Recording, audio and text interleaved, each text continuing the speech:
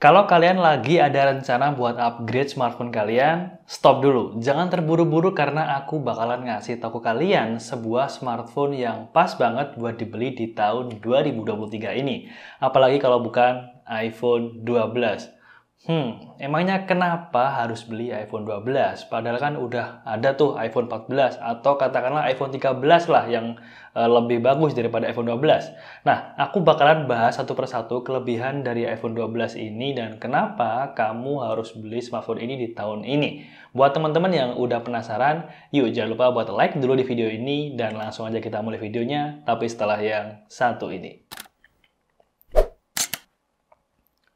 Jadi di video kali ini aku bakalan ngasih setidaknya 5 poin penting mengapa iPhone 12 adalah iPhone paling pas buat dibeli di tahun ini.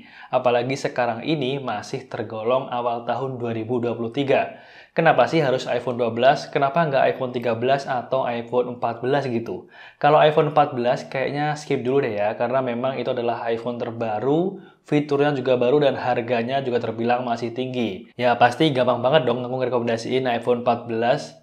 Terus kenapa harus iPhone 12? Oh ya, buat teman-teman yang pengen tahu review aku tentang iPhone 14, aku juga udah bikin reviewnya. Kalian langsung klik aja linknya di pojok kanan atas video ini. Dan kali ini aku bakalan ngasih tahu iPhone 12 di tahun 2023. Jadi alasannya pertama kenapa beli iPhone 12 di tahun ini adalah pilihan yang tepat adalah dia udah punya 5G dan chipsetnya ini masih sangat mumpuni.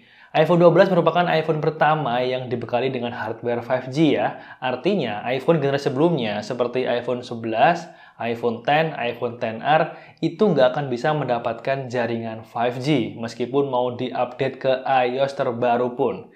Ini adalah salah satu benefit kalau kalian beli iPhone 12. Dia sudah future proof karena pasti kedepannya jaringan 5G itu akan menggantikan 4G saat ini. Meskipun sekarang ini tuh belum terlalu kelihatan ya, tapi gerak-geriknya ini udah mulai nampak lah. Contohnya kayak kemarin itu beberapa provider sudah bisa unlock 5G di beberapa lokasi. Dan di iPhone 12 aku ini juga aku udah tes itu bisa dan memang kecepatannya masih ya mirip-mirip ya sama 4G tapi kedepannya pasti ini bakalan kepake banget. Apalagi mengingat perkembangan teknologi ke depan ini akan semakin cepat dan semakin menarik. Bisa dibilang kalau kita nggak pengen ketinggalan ya harus punya gadget yang diprediksi bisa bertahan beberapa tahun ke atas, let's say 4-5 tahun ke depan. Dan iPhone 12 ini dia rilis di tahun 2020, ya katakanlah dia sudah berjalan 3 tahunan, dan aku masih percaya iPhone 12 ini aku masih bisa pakai kita katakanlah 3-4 tahun ke depan.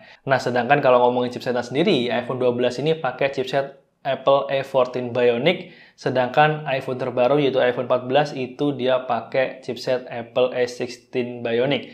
Secara head to head memang perbedaannya ini ada di 2 level ya, tapi menurut aku ini nggak terlalu jauh. Kalian juga nggak akan ngerasain perbedaan yang signifikan kok, baik untuk kegiatan sehari-hari maupun bermain game. Karena Apple A14 dan A16 ini seperti yang aku bilang tadi, ini cuma beda 2 level aja. Kalau untuk kebutuhan standar, apalagi buat kalian yang nggak terlalu gaming-gaming banget, iPhone 12 ini cocok banget lah buat kalian. Apalagi kalau kalian sering live TikTok, live Instagram gitu kan, jualan, cari uang, cari cuan. Dengan iPhone 12 ini kameranya juga udah bagus banget gitu guys. Dan yang kedua alasannya adalah tentang harga. Kalau kalian pengen beli iPhone yang udah komplit set bagus di tahun ini, ya udah jelas ambil iPhone 14 aja. Tapi kalau mau beli iPhone dengan budget yang sedikit bisa ditekan, tapi bisa bertahan dengan jangka waktu yang ya let's say agak mirip-mirip dengan iPhone 14, untuk ketahanannya juga mirip-mirip, ya iPhone 12 ini jawabannya. Kenapa iPhone 12? Karena iPhone 12 ini kan rilis di akhir tahun 2020 lalu, di mana harganya sekarang ini udah turun banget.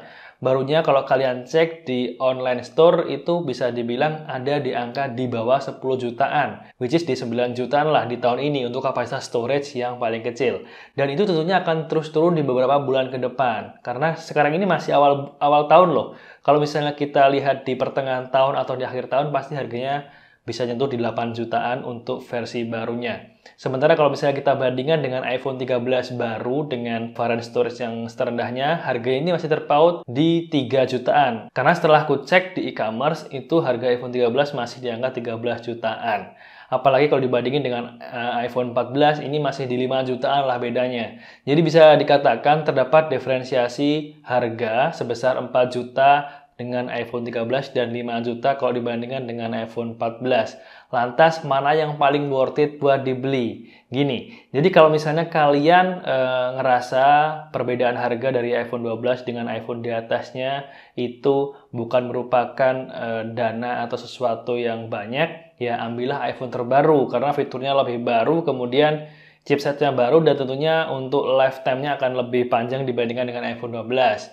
Tapi kalau menurut aku pribadi, uang sebesar 4-5 juta itu lumayan banyak. Jadi bisa aku save nih, aku ambil iPhone 12 aja, kemudian aku gunakan uang tersebut, sisanya tadi, deviasinya tadi, untuk kegiatan atau hal-hal yang lebih dibutuhkan ya. Mengingat upgrade dari iPhone 12 ke iPhone 13 dan 14 itu menurut aku, untuk aku pribadi, ini nggak terlalu butuh-butuh banget spek-spek yang ada di iPhone 13 dan iPhone 14. Kembali lagi, beli HP itu kan bukan kita ngikutin tren ya. Ada HP baru keluar kita beli, tapi sesuaikan dengan kebutuhan kita.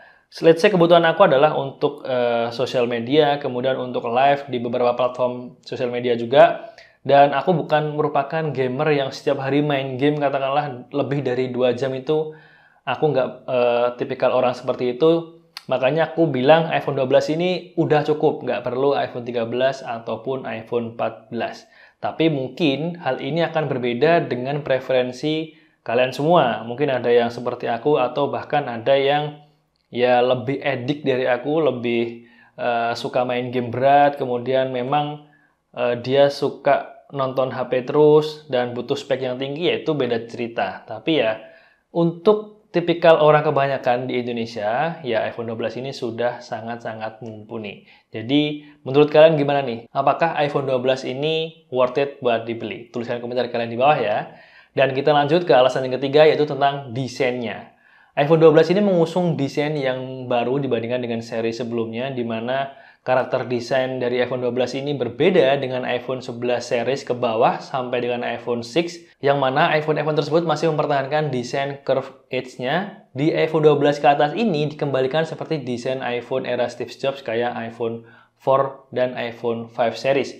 Jujur menurut aku, desainnya sekarang ini lebih kelihatan tegas dan gak ketinggalan zaman tentunya. Karena iPhone 13 ke atas itu tidak merubah desain ini, hanya merubah penempatan kameranya saja. Kalau iPhone 13 kameranya diagonal, kemudian untuk notch-nya ini lebih kecil. Kalau di iPhone 14 kameranya sama kayak iPhone 13 untuk yang seri biasanya, tapi dia ada yang namanya Dynamic Island. Jadi menurut aku, desain dari iPhone 12 ini nggak jauh berbeda dengan iPhone terbaru. Dan dengan desain iPhone 12 yang seperti ini, untuk bezel layarnya itu juga semakin tipis dibandingkan dengan seri sebelumnya. Alasan selanjutnya adalah tentang layarnya. Kita bahas soal layar. Jadi layar juga menjadi salah satu alasan mengapa beli iPhone 12 di tahun ini itu sangat worth it dibandingkan dengan seri iPhone sebelumnya. Karena di iPhone 12 inilah kualitas material layarnya itu berbeda. Di mana sebelumnya menggunakan kaca Corning, sekarang menggunakan yang namanya ceramic shield.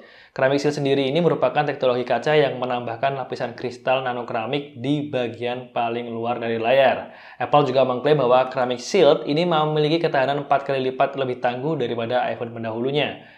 Punya kualitas layar yang bagus tentu nggak bikin kita was-was dong, meskipun endingnya juga kita tetap bakalan ngasih tempered glass lagi buat security. Tapi seenggaknya ada kualitas yang kita dapat kalau kita beli iPhone 12 dibandingkan dengan iPhone dengan generasi sebelumnya. Selain kualitas layar sendiri, ukuran layar di iPhone 12 ini sebesar 6,1 inch itu lebih lebar dengan bezel yang tipis kalau dibandingkan dengan iPhone 11 Pro dengan 5,8 inch. Kelihatan kecil, tapi kalau dibandingin sama iPhone 11 yang sama-sama 6,1 inch, iPhone 11 akan kelihatan lebih bongsor karena bezelnya itu tebal dan desain curve edge-nya. Jadi best fit display, kalau bisa dibilang iPhone 12 ini adalah yang paling pas. Untuk alasan kelima adalah MagSafe. Ya, MagSafe ini juga jadi alasan kenapa aku saranin buat kalian ambil iPhone 12 dibandingkan generasi iPhone sebelumnya, karena magnet di MagSafe ini adalah fitur terbaru yang ada di iPhone 12 ke atas, di mana itu juga nggak ada di iPhone 11 ke bawah. Jadi fitur-fitur dan yang ada di MagSafe ini hanya akan kalian temukan di iPhone 12 ke atas. Nah, contohnya aku juga punya aksesoris card holder dari Spigen ini. Ini aku bisa tempelkan langsung ke iPhone 12 dengan MagSafe seperti ini. Card holder ini pun juga bisa mengisi 2 kartu dan bisa juga digunakan untuk sebagai stand, bisa digunakan secara vertikal maupun secara horizontal. Jadi aksesoris seperti itu bisa kita gunakan dengan menggunakan MagSafe ya. Karena aksesoris ini hanya bisa digunakan dengan iPhone yang ada fitur MagSafe-nya.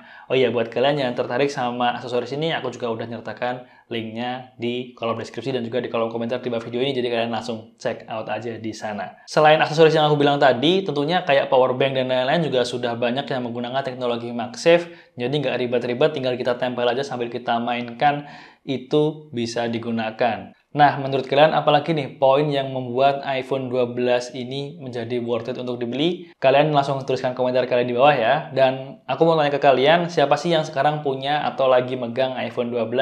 Gimana impresi kalian menggunakan iPhone yang satu ini? Kalian bisa ceritakan pengalaman kalian di kolom komentar di bawah video ini. Atau mungkin kalian punya rekomendasi lain, katakanlah iPhone 13 lebih worth it bang, atau iPhone 11 lebih worth it, harganya lebih murah. Kalian bisa diskusi di bawah, kita bakalan jawab bareng-bareng dan diskusiin sebenarnya iPhone mana sih yang pas buat dibeli di tahun ini. Kalau aku rekomendasiin si iPhone 12 ini. Jadi itu adalah kelima alasan mengapa iPhone 12 ini worth it buat dibeli di tahun ini. Di samping sebenarnya masih banyak kelebihan lainnya, tapi setidaknya 5 alasan tadi itu yang membuat iPhone 12 ini benar-benar layak dibeli di tahun ini.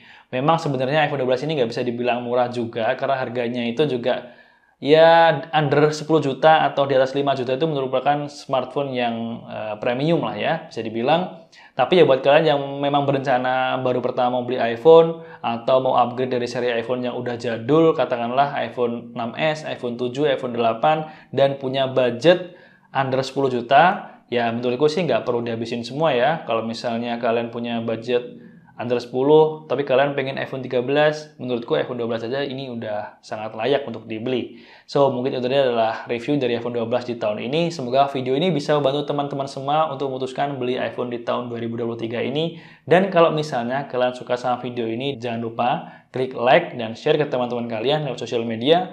Kalau ada yang kurang jelas dan pengen diskusi, bisa komen di kolom komentar di bawah video ini.